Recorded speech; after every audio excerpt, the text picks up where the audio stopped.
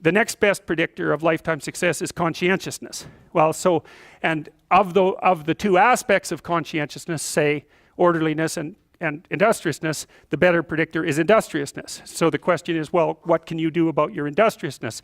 And the answer to that is, well, that's kind of rough too, because there's a strong genetic component.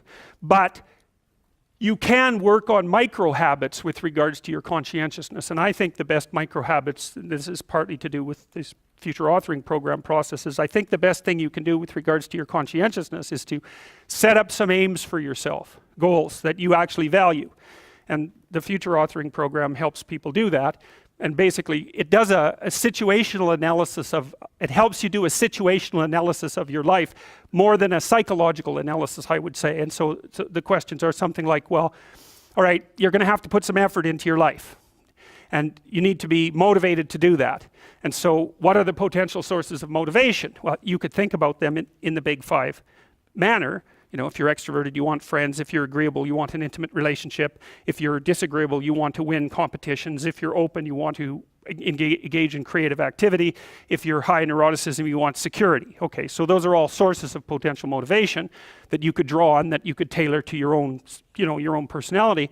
But then there are dimensions that you want to consider your life across. And so we ask people about, well, you know, if you could have your life the way you wanted it in 3 to 5 years, if you were taking care of yourself properly, you know, what would you want from your friendships? What would you want from your intimate relationship? How would you like to structure your family? What do you want for your career? Well, how are you going to use your time outside of your job?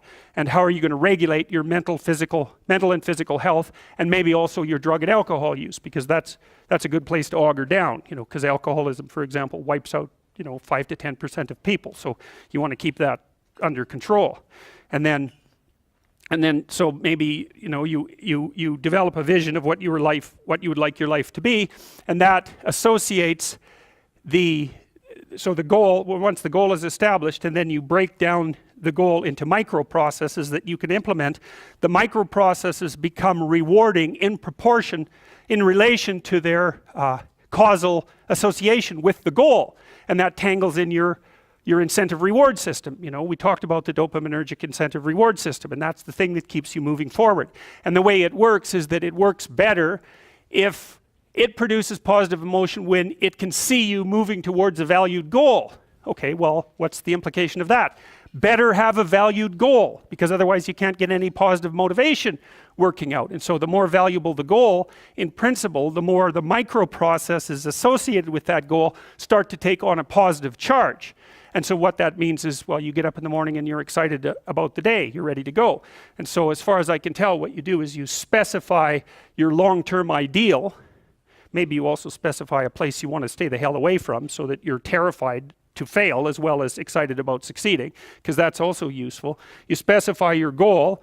You do that in some sense as a unique individual. You want to specify goals that make you say, oh, if that could happen as a consequence of my efforts, it would clearly be worthwhile. Because the question always is, why do something? Because doing nothing is easy. You just sit there and you don't do anything. That's real easy. The question is, why would you ever do anything? And the answer to that has to be because you've determined by some means that it's worthwhile. And then the next question might be, well, where should you look for worthwhile things? And one would be, well, you could consult your own temperament.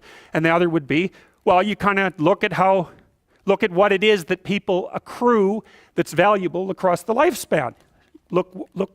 So you do a structural analysis of the subcomponents of human existence, and I already did that. You need a family, you need friends. Like, you don't need to have all these things, but you better have most of them.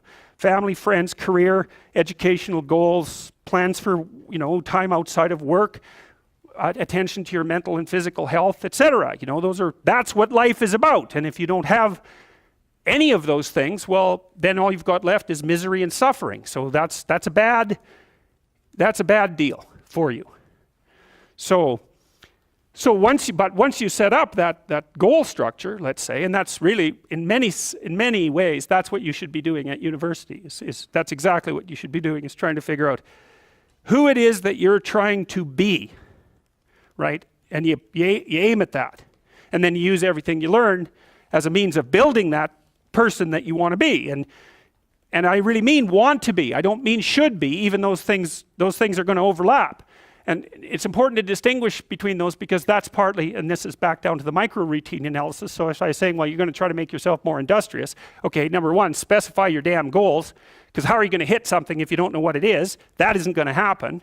And often people won't specify their goals too because they don't like to specify conditions for failure. So if you keep yourself all vague and foggy, which is real easy because that's just a matter of not doing as well, then you don't know when you fail. And people might say, well, I really don't want to know when I fail because that's painful. So I'll keep myself blind about when I fail. That's fine, except you'll fail all the time then. You just won't know it until you've failed so badly that you're done. And that can easily happen by the time you're 40. So I would recommend that you don't let that happen. So that's willful blindness, right? You could have known, but you chose not to.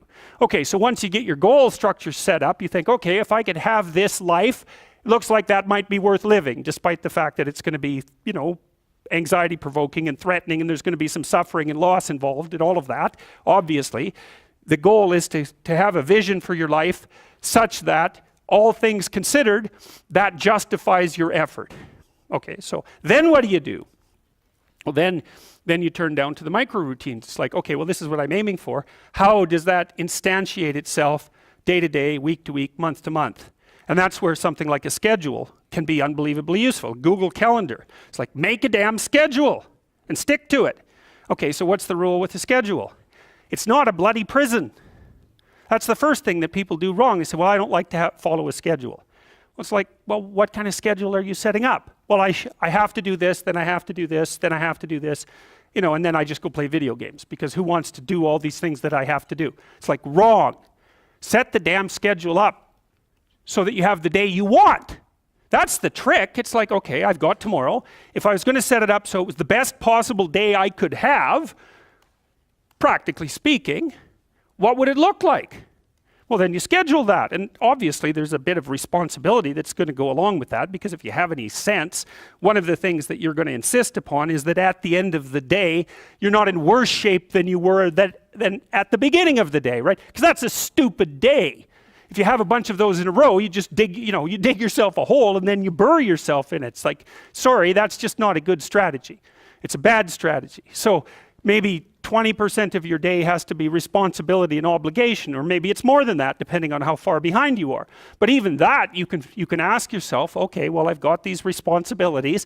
I have to schedule the damn things in. What's the right ratio of responsibility to reward? And you can ask yourself that just like you'd negotiate with someone who is working for you. It's like, okay, you got to work tomorrow. Okay, so I want you to work tomorrow. And you might say, okay, well, what are you going to do for me that makes it likely that I'll work for you? Well, you could ask yourself that, you know. So maybe you do an hour of responsibility and then you play a video game for 15 minutes. I don't know, whatever turns your crank, man. But, you know, you have to negotiate with yourself and not tyrannize yourself. Like you're negotiating with someone that you care for, that you would like to be productive and have a good life. And that's how you make the schedule. It's like, and then you look at the day and you think, well, if I had that day, that'd be good. Great.